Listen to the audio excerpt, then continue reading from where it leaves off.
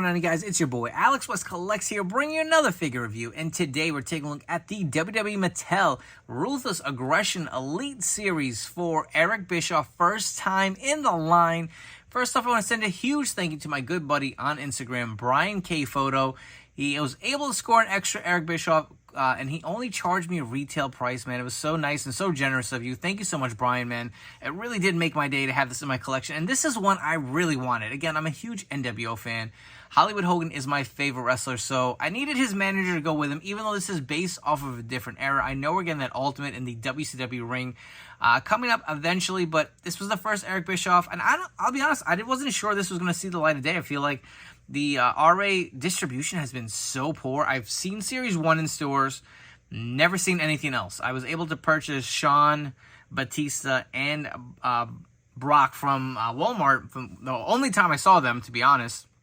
I haven't seen a series since, so I was actually a little nervous. I was like, is this going to be something like the Hollywood Elites, where we're just not going to see these figures? They're just going to miss retail and be done with. So I was actually prepared to pay a lot of money and have this in my collection, but just randomly they started popping up on shelves, and it's, again, the distribution is still kind of weird. Like, stores are getting Series 4, some are getting Series 5, some are getting Series 3, and then you have other outlets like the Mattel store in El Segundo, California is putting out Series 6. Walmart is another kind of outside Walmart distribution who's getting this line and has Series 6. So this was the last figure I needed for the RA set. I don't need any for my others for my collection. I was able to get The Rock from Walmart. I have Kevin Nash was one I wanted. Again, I have the ones from Series 1. There's not any others I need. So Bischoff was the last one I needed to complete this set. Again, the Ruthless Aggression line is ending after Series 6. But this was the big one for me. This is the most wanted figure I wanted from this whole line. And you can see the awesome box itself. I love the RA boxes with the red and the white and the black. Get the Ruthless Aggression logo up here on the top. Get the image of Eric Bischoff here from his return. He's back and better than ever. Got the Eric Bischoff nameplate. First time in the line. You do see he comes with the extra interchangeable head, as well as the interchangeable hands and a WWE microphone. Flipping over to the side of the box, you will see the Eric Bischoff nameplate. On the other side, the awesome image of Eric Bischoff, Ruthless Aggression Elite Collection. On the back, you have the image as well as the read-up and the other figures in the wave. We did review Stone Cold here on the channel. I don't want the Undertaker for my collection, but enough chatting. Let's get Eazy-E out of his box. Here we have Mr. Eric Bischoff out of his packaging, and as far as his accessories go, so you do get a set of interchangeable mic holding hands. Additionally, you get two open hands here. You get the two kind of pointing hands to his face here. Additionally, you do get a microphone, which would make sense for your GM here. And you get an interchangeable head. So I believe this is from the Billy and Chuck wedding. I'll be honest, I kind of fell off of the WWE train around this point. I didn't see a lot of the Ruthless Aggression era, sadly to admit. I've watched a lot of stuff back on the WWE Network. I know it was a different time in my life. Wrestling wasn't as big of a priority. Kind of, like I said, just fell out of watching. But that's what this is based off of. So I can't tell you accuracy-wise how this looks, but I know a lot of people were pretty excited to get this for their collection. Personally, this is just going to go in a tote. I'm not going to need it. And here we have Eric Bischoff, first time in the Mattel line. This is a huge one. I've wanted this from Mattel for the longest. And look at that head scan. It's like they shrunk him down and put him in your hand right here. This scan looks so spot on. It's scary, right? The likeness is really uncanny to Eric Bischoff.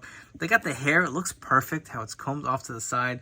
You got that grin. You got the beautiful smile. Man, it looks so good. Love it. Additionally, the leather jacket has a nice kind of shine finish to it. I really do like this. I know some people are saying it looks too shiny. I dig it, man. This is something different Mattel went for, and I actually really like it. I think it differentiates the figure. It looks like a real leather jacket. And you will see some kind of buttons here. I don't know if you guys can catch that on camera. There is some detailing to it. It's just a little hard to see. There's some kind of wrinkles and some sculpting to it. Take a look at the back as well. You will see they are the double jointed pinless elbows as well here. He does have some kind of molding or sculpting on the wrist collar over here. Same on the other side. Looks really good. Underneath, he does have a white t-shirt, but you will see the arms. And actually, the kind of side of it is painted black. I do like that. So You won't be able to see the white underneath. That is a big plus from Mattel. I didn't think they would ever do that. I know a lot of companies kind of not cheap out, but that's not something you can easily do, right? And they executed it. So I don't want any more excuses. Every time we get a figure like this, I want that inner part of the torso painted. That is a really nice touch. Really do dig that by Mattel. Underneath, you'll see it's just the plain kind of blue jeans mold. He does have the black belt underneath. That does kind of go all the way around here. And again, these are your standard Mattel jeans that we've seen before, the black shoes. Nothing too crazy here. That is really nice. I do like how this looks. Even the face, it's got a little stubble to it. This looks awesome.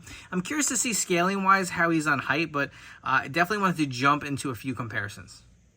So here's a fun comparison to start us off. So obviously we don't have any other Mattel Eric Bischoff figures since this is the first time in the line. But this is an actual basic Baron Corbin body with a Vince McMahon head swapped on there to kind of give him that look for the Attitude Era. These two did go head-to-head, WCW versus WWF during the Monday Night Wars. So height-wise, he is a little shorter than Vince, but not by much. So it's weird. Mattel with the jeans mold, I feel like once they use it, either they just kind of throw it on people. Like the most recent Hollywood Rock, it makes him a little too short. I wonder if this jeans mold is going to make him a little too tall. But if you guys kind of want to see these two Titans go at it during the Monday Night Wars, here's a nice comparison. Bringing in another figure for scaling purposes. So we have Mean Gene Okerlund. Online, he's listed at 5'9". Eric Bischoff's height is listed at 5'10". You can see Eric is taller. I don't know if he's too tall. I don't know if Mean Gene is too tall, but the scaling for these two kind of work. We'll definitely go through a few more. So here's my custom Eric Bischoff figure that I have been using for my NWO display. You can see the actual head scan that I use for my custom is based on the RA line from Jakks. You can see the head scan is similar. You know, Jakks head scan still kind of hold up. It doesn't look terrible, but I mean, come on, look at the new one on Mattel. Just look, it takes it to another level for sure. Again, this line is supposed to be paying homage to the old Jakks line, but I feel like it's far surpassed it. I had the same figure in the Jakks era with a white shirt underneath and the leather jacket. But anyways, this body is actually, I believe it is the Paul Ellering body with the upper torso and lower legs. I don't know which arms I use for this kind of custom fix-up. I know this jacket is from an Elite Triple H to give him that leather jacket look. Really does look nice, but you can see how much shorter my custom is versus this new one. But again, that is a nice kind of quick comparison here.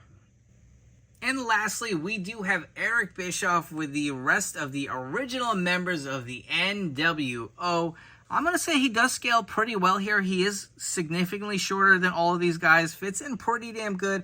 Again, I know this is based off of a different era. I definitely plan on picking up another one. In fact, I actually did have another buddy of mine hook me up with a second Eric Bischoff. That is going to be kind of converted to my NWO Eric Bischoff for that standalone display until we get that new Ultimate Edition. And unfortunately, this one's going to have to hit the dust.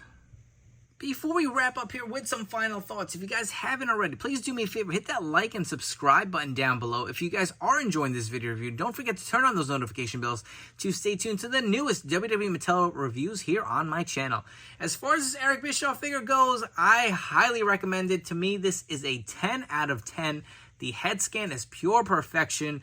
The jacket is such a nice touch with that little gloss or shine they threw on there.